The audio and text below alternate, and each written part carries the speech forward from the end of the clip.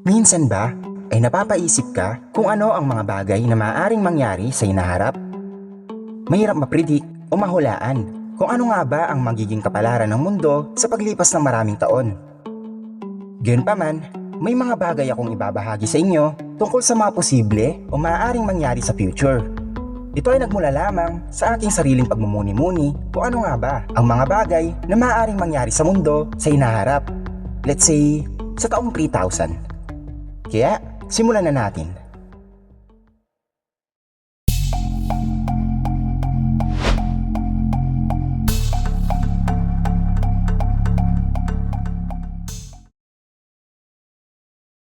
Narito ang 10 bagay o pangyayari na maaaring maganap sa future. Number 1. Pag-improve ng AI. Sa panahon natin ngayon, ay marami ng mga gumagamit ng AI o Artificial Intelligence sa kanilang pag-aaral, trabaho, at iba pang personal na bagay. Ito ay talagang napaka-useful at talaga namang nakakatulong sa pag-unlad ng ating pamumuhay. AI din ang ginagamit upang magkaroon ng kausap kapag tayo ay mayroong problema. Maraming nagkalat na AI applications sa mga app stores para sa iba't ibang mga purposes. May naitutulong man ang paggamit ng Artificial Intelligence, masasabi pa rin nating marami pang mga bagay ang kinakailangan upang i-improve ito. Dahil minsan ay may mga hindi tumpak o hindi tugmang mga impormasyon ang naibibigay ng mga chatbot o mga AI applications na nakakatulong sa pagsasaliksik ng mga bagay-bagay. Gayunpaman, nakikita kong mas mag-i-improve palalo ang Artificial Intelligence sa hinaharap, sapagkat sa kasulukuyang panahon ay patuloy pa rin ang pag-update at pagsisikap ng mga eksperto sa teknolohiya upang mas mapaunlad ang AI. Number 2. Moralidad at makabagong mga batas. Bilang isang tao, napakahirap magdesisyon kung ano nga ba ang tama at mali sa mga bagay-bagay. Ang pananaw ng mga tao sa tama at mali ay maaaring mag-iba-iba depende sa kanilang interpretasyon o paniniwala kung ano nga ba ang tama at mali, mabuti at masama. Gayon din ang batas.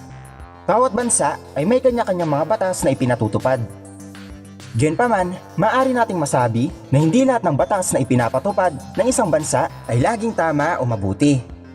Sa paglipas ng panahon, may mga posibilidad na magkaroon ng mas malalim at mas advanced na kaisipan ang mga tao patungkol sa mga batas at kung ano ang tama at mali. Ang pag-iisip natin sa kasulukuyan ay hindi natin maihahambing sa ating kaisipan sa hinaharap.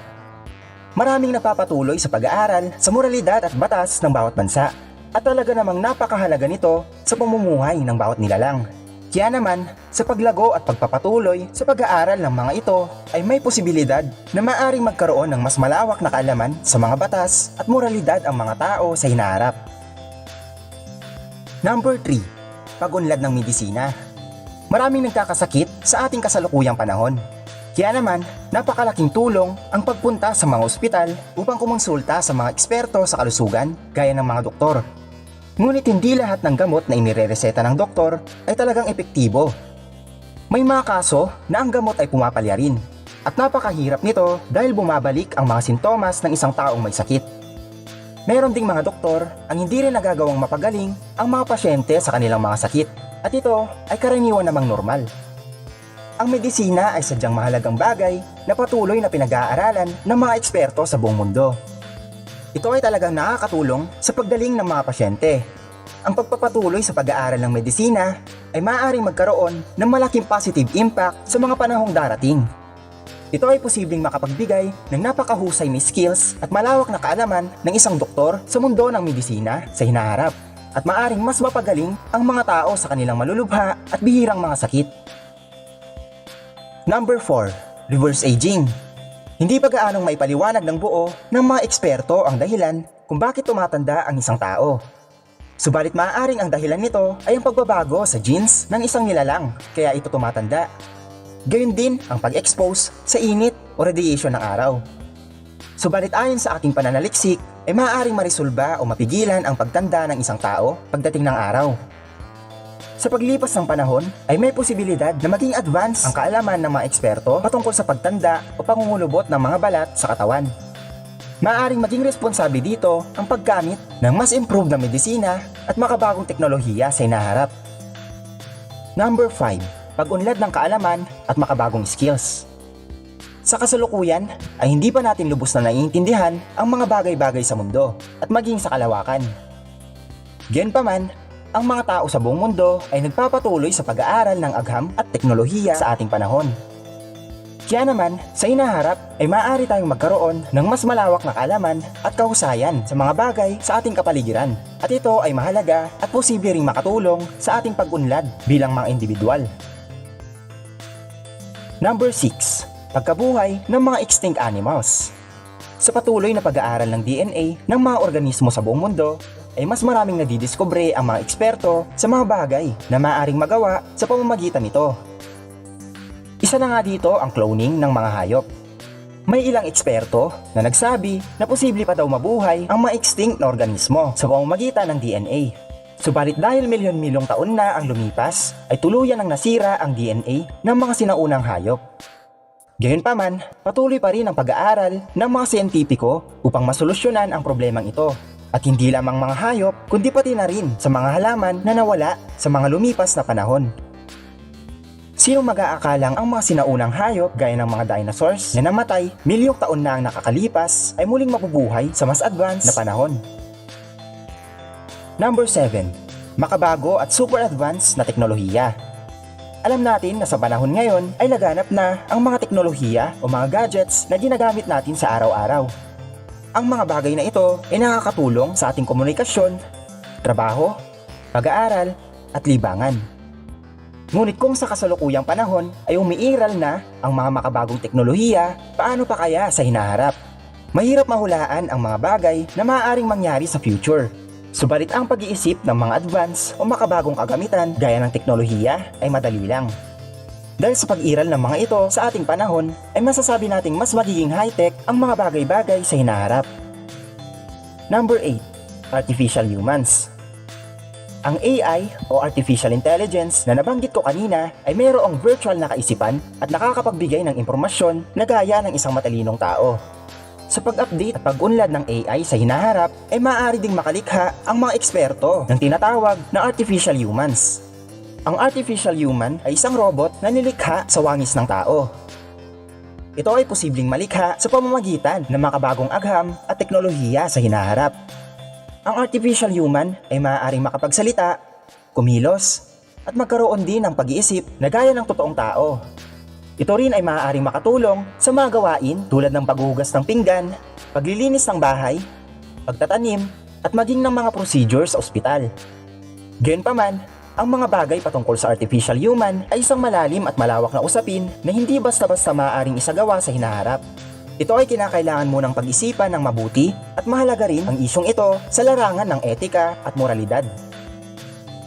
Number 9. Time machine.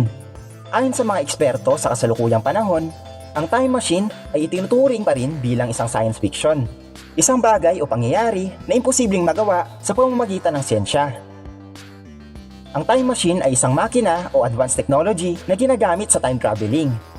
Maaari kang maglakbay sa panahong hindi pa nangyayari at pwede mo ring balikan ang mga nakaraang pangyayari. Ayon sa mga eksperto, ay wala pang ebidensya na makakapagpatunay na posible itong malikha sa kasalukuyan. Ngunit may mga naniniwala na makakalikha ng time machine ang mga tao paglipas sa mahabang panahon. Ito ay dahil sa posibilidad na magiging advance ang kaalaman at kahusayan ng mga eksperto sa larangan ng siyensya at mas advanced na teknolohiya sa paglipas ng mahabang panahon. Gayunpaman, mahalagang tandaan na ang mga impormasyon o mga bagay na tumutukoy sa time machine ay isa ring malawak at malalim na usapin na kinakailangan din ng malalim na pag-isip at mahigpit na batas sa pag-imbento at paggamit nito sa hinaharap. Number 10. Makabagong transportasyon. Maaring pagod ka na sa iyong araw-araw na biyahe, lalo na kung siksikan at mainit pa ang loob ng sinasakyan mo. Bukod pa dito, ang mga sasakyan sa kasalukuyan ay iba-iba depende sa pag-andar ng makina nito. At isa rin ito sa mga dahilan kung bakit may mga nalilate sa kanilang trabaho o eskwelahan. Ngunit sa hinaharap ay maaaring magkaroon ng mga advance at makabagong transportasyon sa ating mundo. Ito ay makakatulong upang mas mapabilis ang biyahe at upang maiwasan ang mga aksidente. Ang mga sasakyan na ginagamit natin ngayon ay prone sa mga disgrasya sa kalsada. Kaya naman, malaking tulong ang mga advance na transportasyon upang maiwasan ang mga aksidente. At dahil na rin sa paniniwala na marami itong benepisyo para sa mga sakay nito. Hindi natin alam kung anong mga bagay ang maaaring malikha sa hinaharap. Subalit paniguradong mag-a-upgrade ang mga bagay gaya ng transportation.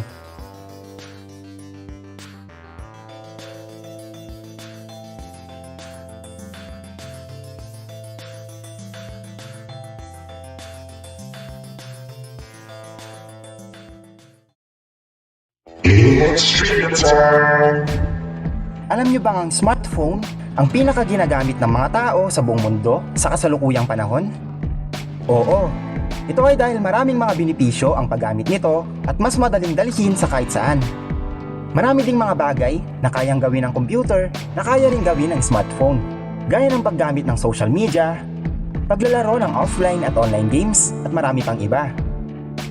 Kaya naman, hindi nakapagtataka na smartphone ang pinakapangunahing ginagamit na gadget ng mga tao sa buong mundo, partikular sa Pilipinas.